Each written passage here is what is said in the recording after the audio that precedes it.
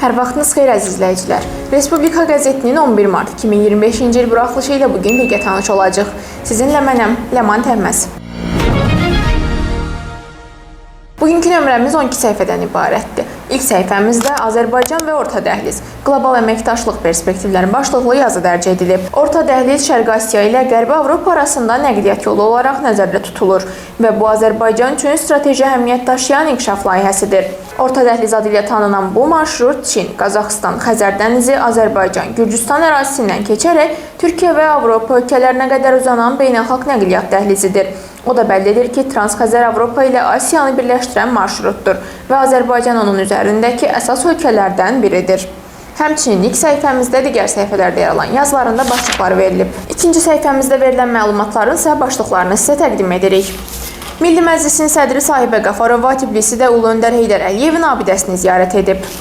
Daha sonra isə Milli Məclisin sədri Tbilisidə Gürcüstanlı həmkarı ilə görüşüb, son olaraq isə Azərbaycan və Gürcüstan parlamentləri arasında əməkdaşlıq haqqında memorandum imzalanıb. Heydər Əliyev Fondunun vitse-prezidenti, İdeya İctimai Birliyinin təsisçisi və rəhbəri Leyla Əliyeva və Bakı Media Mərkəzinin prezidenti Arzu Əliyeva festival çərçivəsində keçirilən Xəyal etmək azadlığı mövzusunda sərgidə iştirak ediblər. Dördüncü səhifəmiz isə Qərbi Azərbaycan 20-ci əsrin bəlası deportasiya rubrikasına həsr edilib. Bu rubrikamızda Qərbi Azərbaycan tarixi torpağımızdır başlığı ilə yazı dərc olunub. Azərbaycan Texnologiya Universiteti və Qərbi Azərbaycan İcmasının birgə təşkilatçılığı ilə Qərbi Azərbaycan bizim tarixi yurdumuzdur adlı tədbir keçirilib.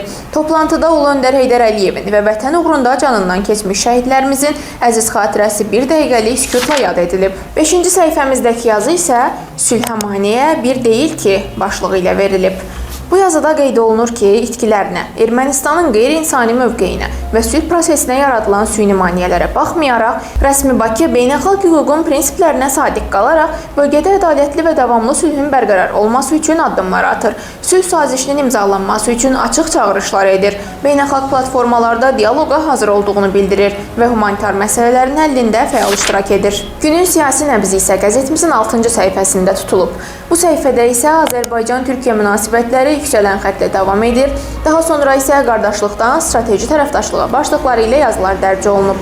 Sözgedən son yazımızda qeyd olunur ki, Azərbaycan və Türkiyə arasında münasibətlər siyasi-iqtisadi maraqlarla məhdudlaşmır. Ortaq mədəniyyət, musiqi və ədəbiyyat xalqlar arasında güclü bağlılıq yaradır.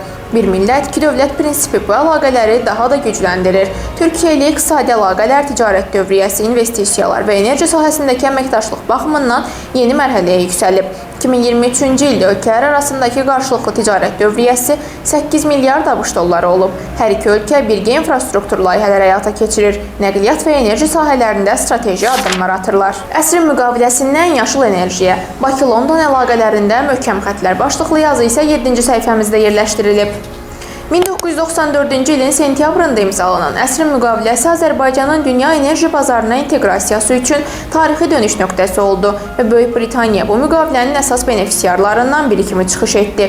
BP şirkətinin Azərbaycanın enerji sektorundakı dominant rolu həm iqtisadi, həm də siyasi baxımdan Böyük Britaniya münasibətlərini strateji səviyyəyə yüksəltdi. Qəzetimizin 8-ci səhifəsi isə hadisələr kontekstində rubrikasına həsr edilib. Bu rubrikada isə Dövlətin sarsılmaz gücü və xəyanətin məğlubiyyəti başlığı ilə yazı dərc edilib.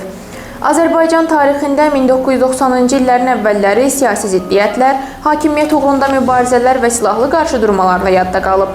1990-cı ilin avqustunda Azərbaycan SSR Ali Sovet Rəyasət Heyətinin fərmanı ilə Daxili İşlər Nazirliyinin tabeliyində yaradılan silahlı birlik xüsusi təyinatlı milis dəstəsi kimi tanınırdı. Lakin 1991-ci ildə Azərbaycanın müstəqilliyini bərpa etməsi ilə ölkədə hüquq mühafizə sistemində islahatlar aparıldı və bu struktur xüsusi təyinatlı polis dəstəsi adını aldı.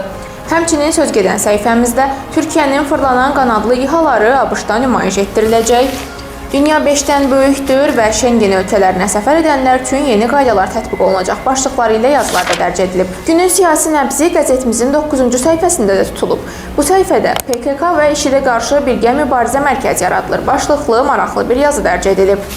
Türkiyə və Ərəb ölkələrinin terror təşkilatı PKK-ya münasibəti ilə bağlı sualları cavablandıran Xarici İşlər Naziri deyib ki, IŞİD ərəbləri təmsil etmədiyi kimi PKK-da kürdləri təmsil etmir. Bu ayrı seçkiliyi çox aydın şəkildə ortaya qoymalıyıq.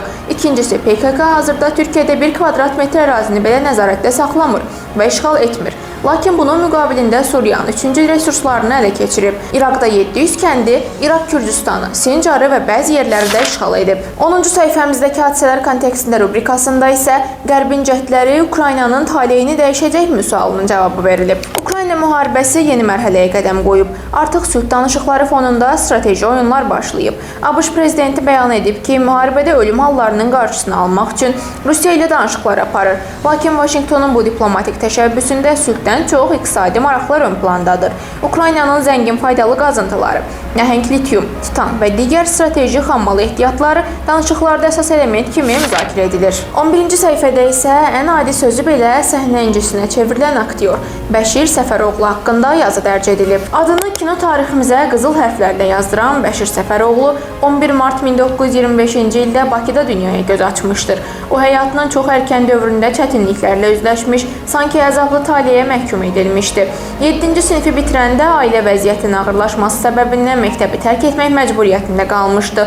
Bəşir Səfəroğlu 14 yaşındaykən Sürücülər Klubunun Dram Dərnəyinin üzvü olmuş və bir pərdəli tamaşalarda kiçik rollar ifa etmişdi. Sonuncu səhifəmizdə isə elmi-texniki yeniliklər rubrikasında iPhone istifadəçilərinə xəbərdarlıq, beyin hüceyrələri ilə işləyən kompüter, yer kürəsinin ən qədim krateri kəşf olunub, son olaraqsa Volkswagen yeni crossoverini təqdim edib başlıqları ilə məlumatlar yer alıb. Beləliklə, qəzetimizin son səhifəsi Fövqəladə Hallar Nazirliyinin xəbərləri və hava haqqında məlumatla da yekunlaşır.